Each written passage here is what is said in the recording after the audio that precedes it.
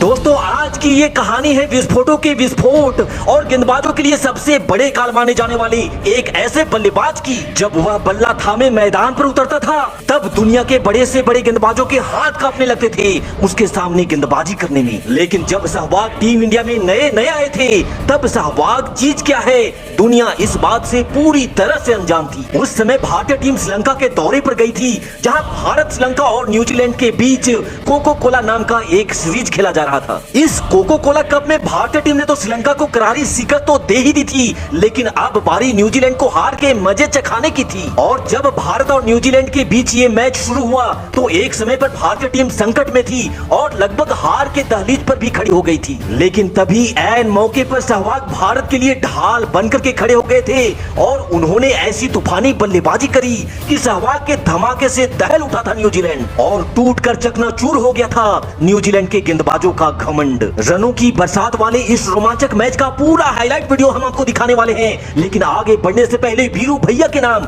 इस वीडियो पे एक लाइक जरूर दीजिएगा। और जिन दोस्तों ने अभी तक हमारे चैनल को सब्सक्राइब नहीं किया है उनसे भी गुजारिश है कि सब्सक्राइब वाला बटन भी जरूर दबा दीजिएगा। ये साल था 2001 का जहां भारत और न्यूजीलैंड के बीच एक अहम मुकाबला कोलंबो के मैदान पर खेला जा रहा था, जहां टीम इंडिया के लिए सबसे बड़ी समस्या ये थी कि चोट के वजह से सचिन ये मैच नहीं खेल रहे थे और उनकी जगह वीरेंद्र सहवाग को टीम इंडिया में जगह दी जाती है। तब टीम इंडिया के लिए सचिन रीढ़ की हड्डी हुआ करते थे। ऐसे में सचिन को टीम में ना होना टीम इंडिया के लिए चिंता की बात जरूर थी, लेकिन साथ ही आज सहवाग के युग की शुरुआत भी होने वाली थी। इस महामुकाबले के लिए टॉस का समय हो चुका था और फिर दोनों टीम के कप्तान टॉस के लिए बीच मैदान पर आते हैं, जहां टॉस के सिक्के ने टीम इंडिया का साथ नहीं दिया और टॉस हारकर अब टीम इंडिया को पहले गेंदबाजी करना था। हालांकि भारतीय टीम को पहली सफलता तो जल्द मिल जाती है, लेकिन फिर नेथन एस्टल और कप्तान स्टीफन फ्लेमिंग ने न्यूजीलैंड की पारी को संभालते हुए भारतीय गेंदबाजों पर जमकर प्रहार करना शुरू कर दिया था और इन दोनों बल्लेबाजों ने 150 रनों से भी ज्यादा की पार्टनरशिप लगा डाली थी।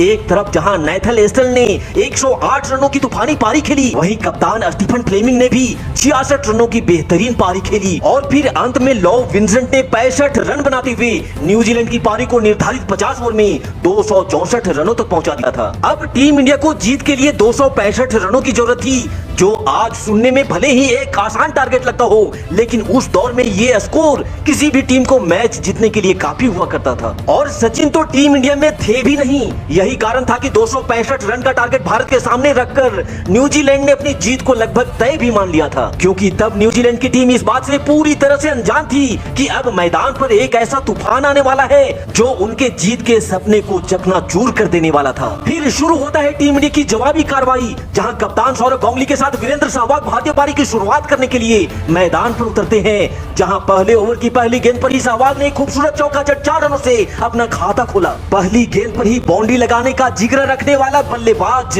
तब लगभग ना के बराबर दिखा करते थे और फिर उसके अगले ही ओवर में सहवाग ने एक और खूबसूरत चौका जड़ ये ऐलान भी कर दिया था कि सहवाग तो ऐसे ही खेलेगा। और फिर सहवाग ने अपना विस्फोटक अंदाज दिखाते हुए न्यूजीलैंड के गेंदबाजों पर प्रहार करना शुरू कर दिया और पारी के चौथे ओवर में भी बैक टू बैक सहवाग ने 3 लगातार चौके जड़ डाले। दूसरी तरफ गांगुली तो अभी तक शांत थे, लेकिन 5वें ओवर में गांगुली ने भी एक चौका जड़ अपने हाथ खोलने शुरू कर दिए। हालांकि गांगुली ज्यादा से ज्यादा स्ट्राइक सहवाग को दे रहे थे ताकि पावर प्ले का भरपूर फायदा उठाया जा सके। अब तक पावर प्ले समाप्त हो चुका था और टीम इंडिया ने बगैर कोई विकेट खोए 72 रन भी स्कोर बोर्ड पर लगा दिए थे और इन 72 रनों में से अब तक 50 रन तो सिर्फ और सिर्फ सहवाग के बल्ले से आए थे। लेकिन न्यूजीलैंड ने जो कुछ भी अभी तक देखा था वो सिर्फ एक ट्रेलर था। सहवाग का असली विस्फोट तो शुरू होता है पारी के 11वें ओवर में, जहां सहवाग ने पहली गेंद पर भी चौका मारा, दूसरी गेंद पर भी चौका मारा, तीसरी गेंद पर भी चौका मारा, चौथी गेंद पर भी चौका मारा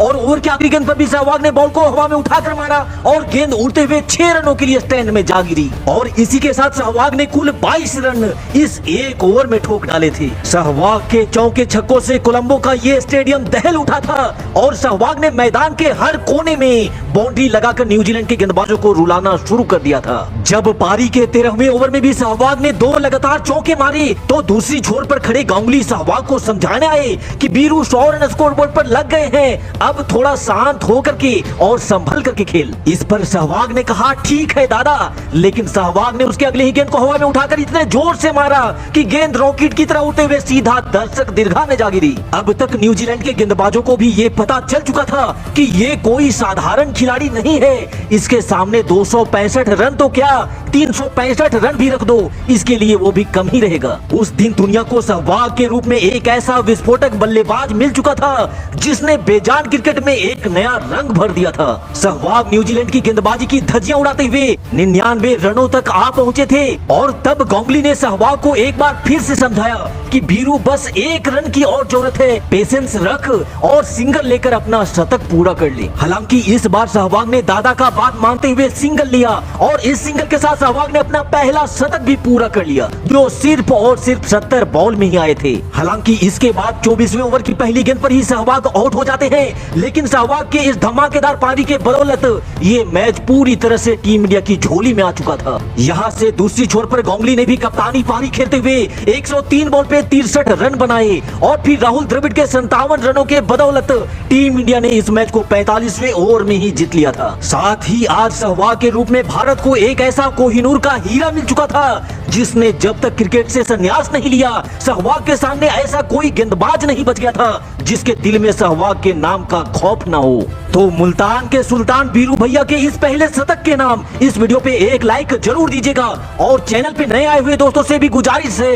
कि सब्सक्राइब वाला बटन दबा करके हमें सपोर्ट जरूर करिएगा। Thanks for watching this video. जय हिंद, वंदे मातरम।